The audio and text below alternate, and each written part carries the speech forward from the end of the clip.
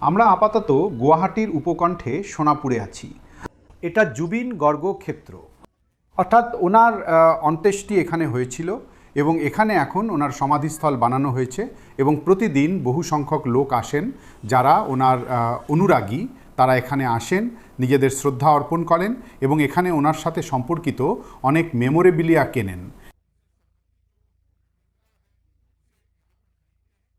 কিন্তু আসামে যে নির্বাচন হচ্ছে, প্রচারের কাজ চলছে, তা 7 তারিখে শেষ হবে। কিন্তু জুবিন গর্গের ন্যায় বিচার এটা একটা বড় ইস্যু হয়ে উঠছে, কারণ কংগ্রেস পার্টি তাদের 5টি প্রতিশ্রুতির মধ্যে একটিতে বলেছে যে যদি কংগ্রেস পার্টির সরকার আসে তাহলে 100 দিনের মধ্যে জুবিন গর্গের মৃত্যুর অভিযুক্তদের, যাদের বিরুদ্ধে চার্জশিট দাখিল করা হয়েছে, তাদের শাস্তি দেওয়া হবে। অন্যদিকে বিজেপির বক্তব্য হলো যে এটা নির্বাচনী ইস্যু হওয়া উচিত নয়, কারণ এতে স্পিডি ট্রায়াল চলছে এবং সেটা আগামী 1 মাসের মধ্যে হবে, 100 দিনও অপেক্ষা করতে হবে না। আগামী 1 মাসের মধ্যে যেই দোষী হোক, কোর্টের রায় এসে যাবে এবং এই কোর্টের মামলায় কংগ্রেস পার্টির কোনো প্রতিশ্রুতি দেওয়া থেকে বিরত থাকা উচিত ছিল। কিন্তু আপাতত একটা কথা নিশ্চিত যে রাজনৈতিক চাপের কারণ বিজেপিরও মনে হচ্ছে যে এটা একটা বড় ইস্যু। লোকেরা, ওনার অনুরাগীর সংখ্যা যা আছে সেটা লাখে, তাই এই যে মামলাটা, এটাকে ফাস্ট ট্র্যাক করা হচ্ছে, চেষ্টা করা হচ্ছে যাতে এটা বড় ইস্যু না হয়ে ওঠে। তাই স্পিডি ট্রায়াল করিয়ে অন্তত স্পিডি ট্রায়ালটা প্রচারের সময় শুরু হয়েছে। ভোট গ্রহণ 9 তারিখে হবে, ততদিন পর্যন্ত তো রায় আসার আশা নেই। কিন্তু হ্যাঁ, আগামী দিনে এই যে ইস্যুটা, এই যে জুবিন গর্গের দোষীদের শাস্তি দেওয়ানোর পুরো বিষয়টা, এতে অন্তত আগামী 30 থেকে 45 দিনের মধ্যে নিশ্চিতভাবে কোর্টের রায় আসবে।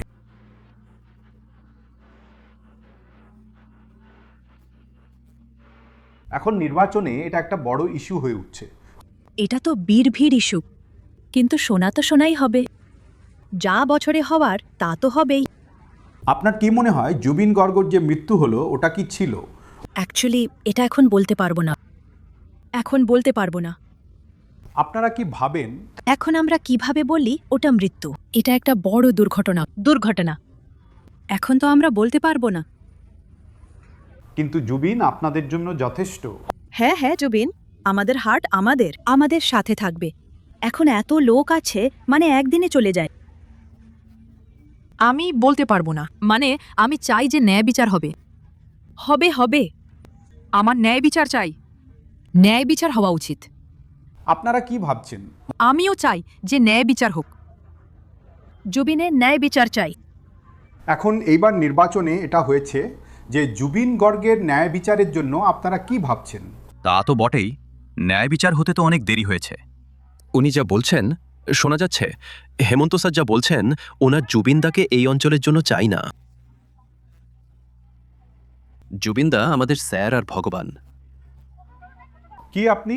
না, যিনি আমাদের সিএম স্যার আছেন, উনি তো বলেছিলেন যখন জুবিনদা ন্যায় বিচার পাবে তখনই উনি ভোট পাবেন, এই রকম বলেছিলেন। কিন্তু এখনো পর্যন্ত কোনো ন্যায় বিচার মেলেনি। এখন তো এমন দেখাচ্ছে যে কিছুই পাওয়া গেল না। এমনভাবে বলে দিল যে যদি ন্যায় দিত তাহলে আমরা বিজেপিকে ভোট দিতাম। ন্যায় পাইনি, তাই আমরা জুবিনদার সাথে আছি। আমরা ভোট দেব না। আমাদের তো বিশ্বাস আছে যে এখন ন্যায় পাওয়া উচিত। ও বলছিল যে সিএম স্যার ন্যায় দিলেও ভোট দেওয়া উচিত, ওই কথাই বলছিল।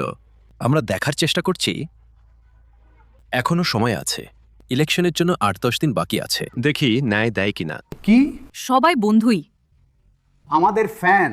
এটা চলছে যে ওনার যে ন্যায় পাওয়া উচিত। ন্যায়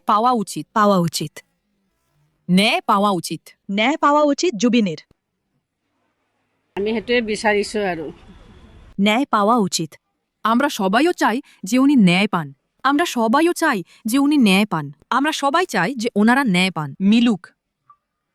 আপনি মাতেরি। মানুষের জন্য এত কাজ করেছে তো পাওয়া উচিত। উনি তো গরিবদের কত দান করেছেন, গরিবদের ভালো করে দেখে। যে রোগে যায় তাকে এমনি ফিরিয়ে দেয় না, কিছু না কিছু দিতে থাকে। এই জন্যই এর ন্যায় চাই।